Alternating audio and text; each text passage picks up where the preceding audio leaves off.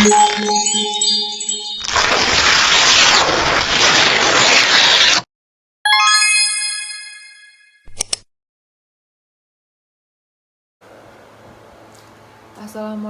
warahmatullahi wabarakatuh. Selamat sore.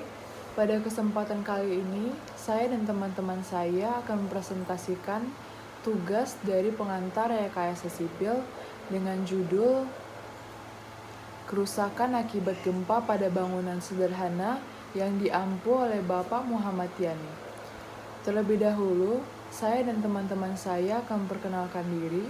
Perkenalkan, nama saya Yarefa Baturina Damanik dengan NIM I01222180 dan Suci Dwi Wulandari dengan NIM I01222174 dan Siti Hayati Wulansari dengan NIM I01222193. Nah, gempa. Apa itu gempa? Gempa itu sesungguhnya tidak secara langsung membunuh manusia, tapi kegiatan manusia yang mendesain dan membangun dengan kurang cermat yang mengakibatkan terjadinya korban, menurut Gupta pada tahun 2010. Pembangunan tidak cermat seperti membangun di lokasi yang berbahaya, seperti contohnya di lereng, di bawah lereng, di daerah patahan, pada daerah lunak, dan di pantai.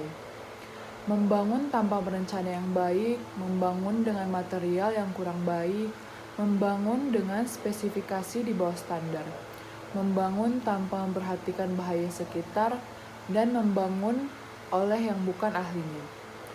Membangun khususnya rumah yang berhubungan dengan bahaya gempa, yaitu membangun dengan konsep tahan gempa atau sering disebut dengan earthquake resistance.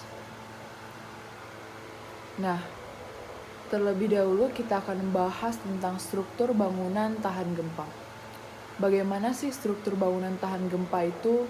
Struktur bangunan tahan gempa, konstruksi bangunan tahan gempa adalah bangunan yang bisa merespon gempa dengan sikap bertahan dari keruntuhan dan bersifat fleksibel untuk meredam getaran akibat gempa. Bangunan tahan gempa merupakan bangunan yang dirancang dan diperhitungkan secara analisis, baik kombinasi beban, penggunaan material, dan penempatan massa strukturnya. Sebelumnya, perkenalkan, nama saya Suci Dwi Wulandari dengan NIM I01222174. Di sini saya ingin melanjutkan presentasi dari teman saya, yaitu mengenai kerusakan yang diakibatkan oleh gempa pada bangunan sederhana. Di sini saya ingin menjelaskan mengenai ciri-ciri fisik bangunan tahan gempa, yaitu memiliki struktur sistem penahan gaya dinamik gempa, memiliki sistem penahan gempa, dan konfigurasi strukturnya memenuhi standar anti gempa.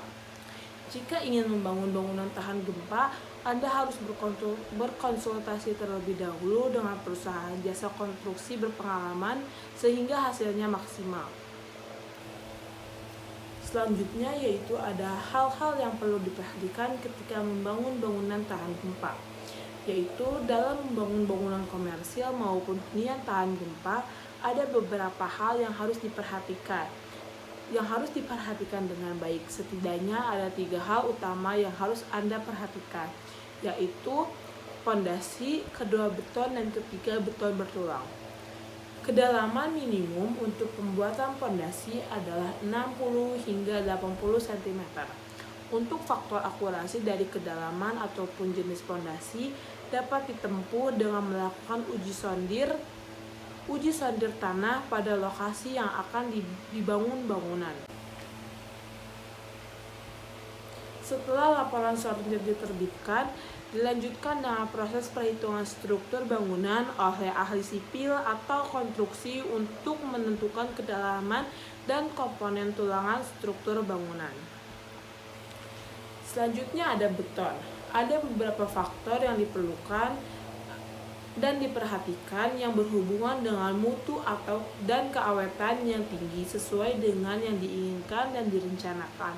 Beberapa faktor yang harus dipertimbangkan dan diperhatikan yang dapat mempengaruhi kuat tekan beton adalah 1. Faktor air semen, kedua umur beton, ketiga jumlah dan jenis semen, keempat sifat agregat, dan yang terakhir yaitu kecelakaan atau workability. Perkenalkan, nama saya Siti Hayati Ulansari dengan NIM I01221193. Dari penjelasan rekan-rekan saya tadi, di sini saya akan melanjutkan memberi contoh kasus tentang kerusakan akibat gempa pada bangunan sederhana. Contoh kasusnya yaitu pada 27 Mei 2006, gempa bumi berkekuatan 5,9 skala Richter mengguncang Yogyakarta dan sekitarnya. Gempa terjadi sekitar pukul 5:53 waktu Indonesia bagian Barat, ketika masih banyak orang tertidur.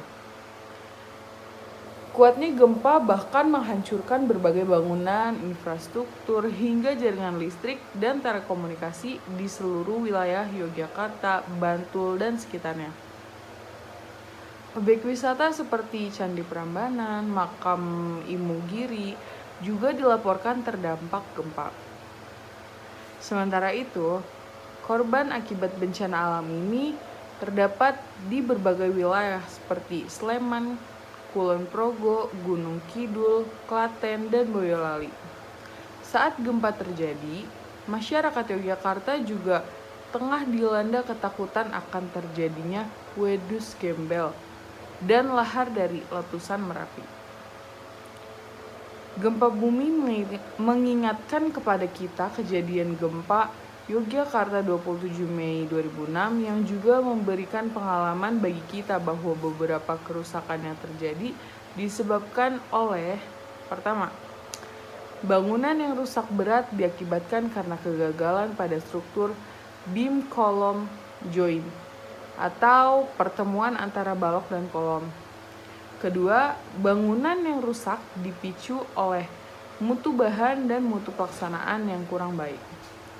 Ketiga, bangunan yang rusak berat dipicu karena kurang dipahaminya prinsip-prinsip teknik kegempaan. Dari contoh kasus ini, yaitu kasus gempa bumi pada 27 Mei 2006 di Yogyakarta dan sekitarnya, dapat kita simpulkan bahwa